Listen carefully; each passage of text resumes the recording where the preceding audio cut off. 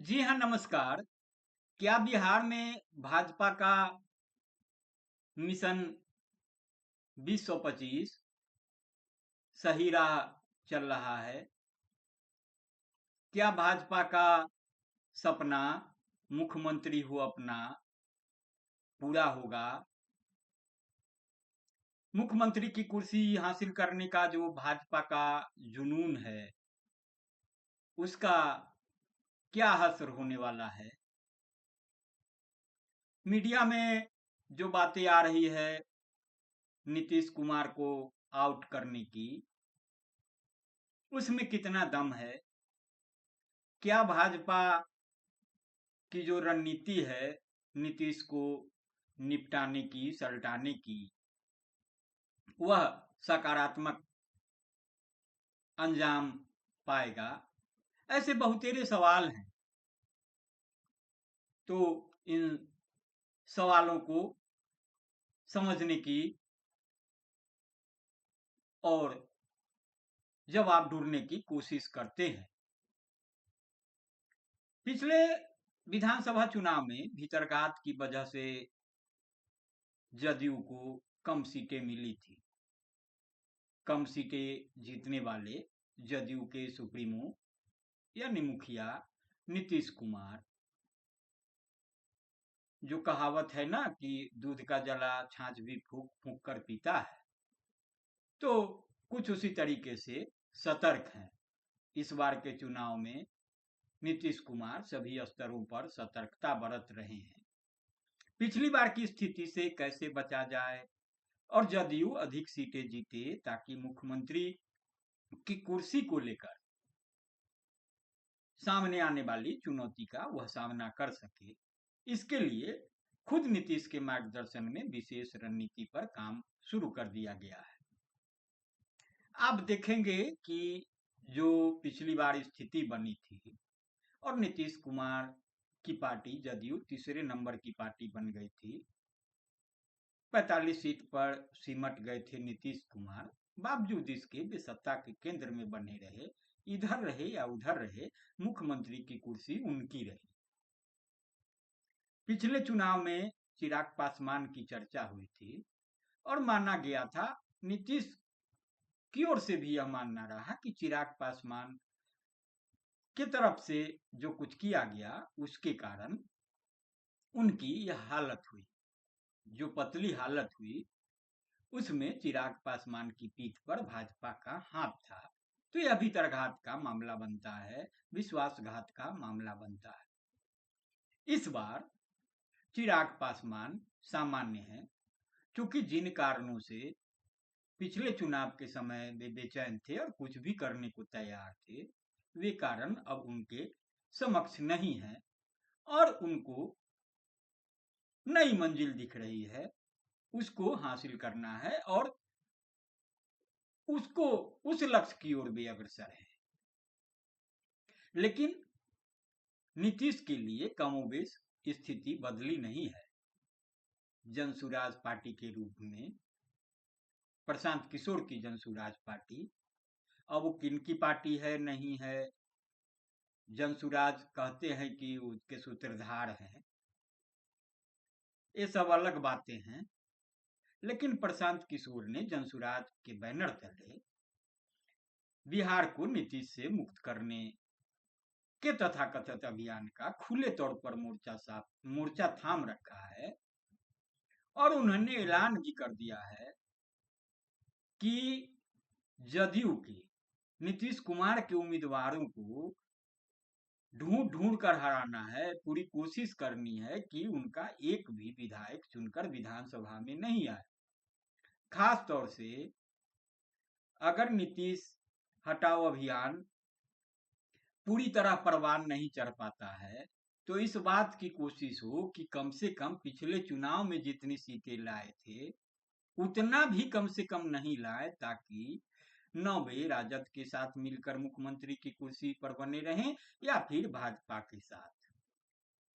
जाहिर है, जब चुनौती है, खुली चुनौती है, तो नीतीश कुमार सतर्क होंगे ही, क्योंकि प्रशांत किशोर भले अपने को बड़े रणनीतिकार बताएं, उनका जो भी कारोबार हो और उसमें जो भी उनको विशेषज्ञता हासिल करनी हो, लेकिन विशुद्ध सियासत के कारोबार में नीतीश कुमार का अपना वजूद है। वह वजूद उनके अनुभव की वजह से है।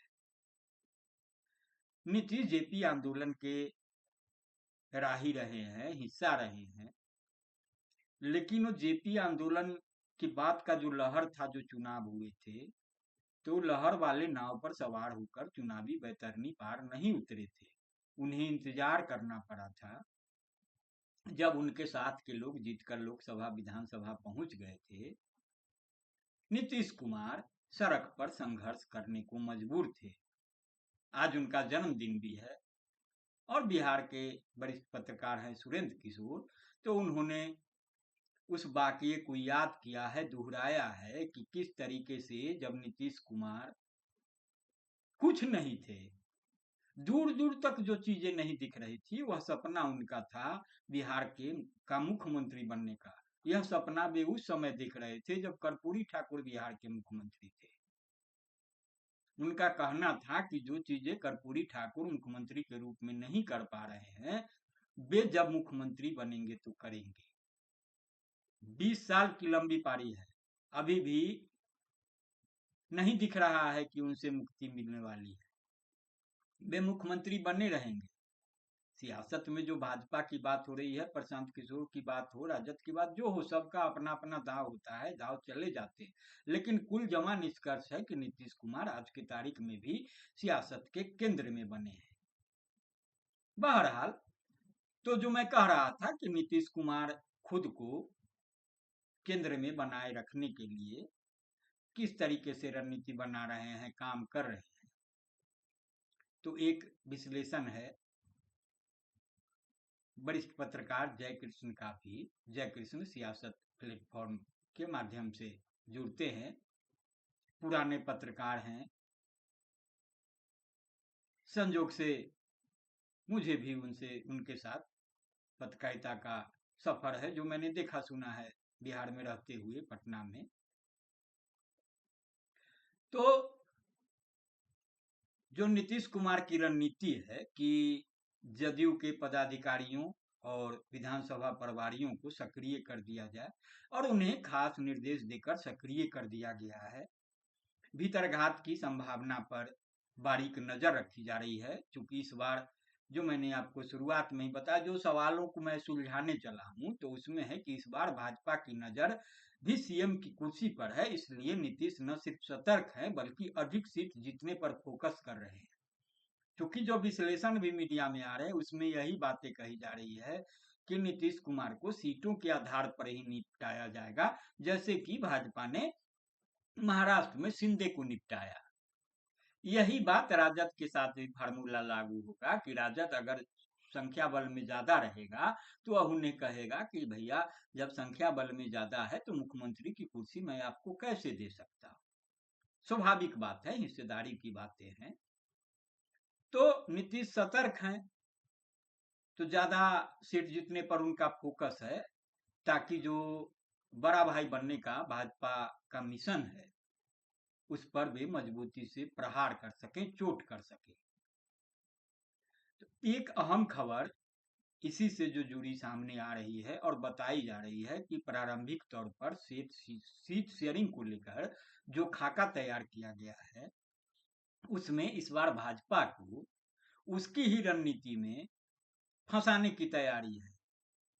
कहा तो यह भी जा रहा है, जो सत्ता की गलियारे की खबर रखते हैं, सियासत की खबर रखते हैं, जिनका उठना बैठना होता है नीति निर्धारकों के साथ, उन्होंने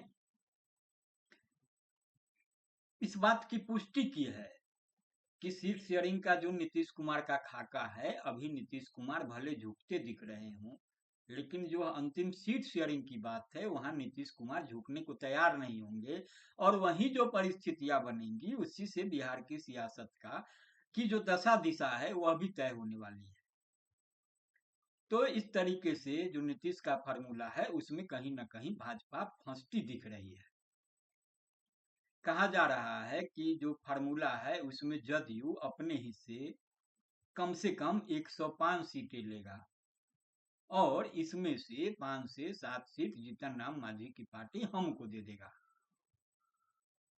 उधर जो बची 138 सीटें होंगी, तो कुल 243 सीटें हैं, तो वह 138 सीट भाजपा को दी जाएगी और भाजपा को चिराग और कुशवाहा से निपटना है, उपेंद्र कुशवाहा से।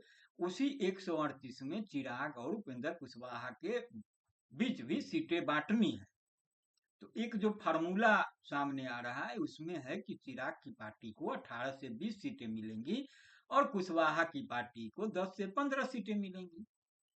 यह माना जा रहा है कि इस पर दोनों मान जाएंगे, लेकिन जो एक विश्लेषण है और मेरी भी जो समझदारी बनती है और जिस तरीके से चिराग पासवान का जो मोरल है थोड़ा हाई है, उस 100% स्ट्राइक की बात करते हैं जो पिछले लोकसभा चुनाव में हुआ था कि उन्हें 5 सीटें मिली थी और 5 सीटों पर जीत दर्ज की थी।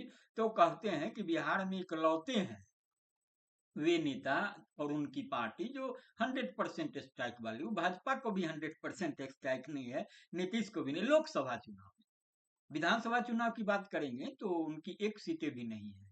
पिछली बार नीतीश को धकेलने में वे भले सफल हो गए थे, उनको कमजोर करने में, लेकिन उनके एकमात्र विधायक जीते थे और वह भी बाद के दिनों में कहाँ चले गए किसी को पता नहीं। मुझे पता है, स्पष्ट कर दूं कि नीतीश जी के साथ है। तो यह भी बहुत आसान नहीं है कि चिराग और कुशवाहा को बहुत आसानी से भाजपा सीटें देकर निपटा दे, मान जाए। दोनों अपने अपने प्रभाव वाले वोट बैंक के समर्थन की अहमियत को लेकर इससे दुगनी सीट का दावा ठोकेंगे। मतलब चिराग पासवान 38 से 40 सीटें मांगेंगे और ये जो है 20 से 30 सीटें, 25 से 30 सीटें मांगेंगे कुशवाहा। तो जाहिर है भाजपा को इन्हें मनाने के लिए खुद 100 के नीचे लड़ना होगा और नीतीश यही चाहते हैं। आपको बता दें कि भाजपा भी यही चाहती है। जो समायोजन की बात हो रही है उसमें कहा जा रहा है कि भैया इन लोगों को आप ले लीजिए। तो नीतीश भी यही चाहते हैं ताकि उनके विधायकों की संख्या इस बार कम हो जाए और उसके यानी भाजपा की और उसके दिमाग से मुख्यमंत्री की कुर्सी हासिल करने का जुनून भी उतर जाए। तो सियासत है, सियासत का ऊंट किस करवट बैठेगा कहना बहुत मुश्किल है। तो करवट के जो कयास लगेंगे, जो तथ्य जुटेंगे, जो बातें होंगी, जो सवाल उभरेंगे, उसके साथ मैं आपके साथ हाजिर रहूंगा। तो सुनेंगे, गुनेंगे, प्रतिक्रिया से जरूर अवगत कराएंगे। नमस्कार।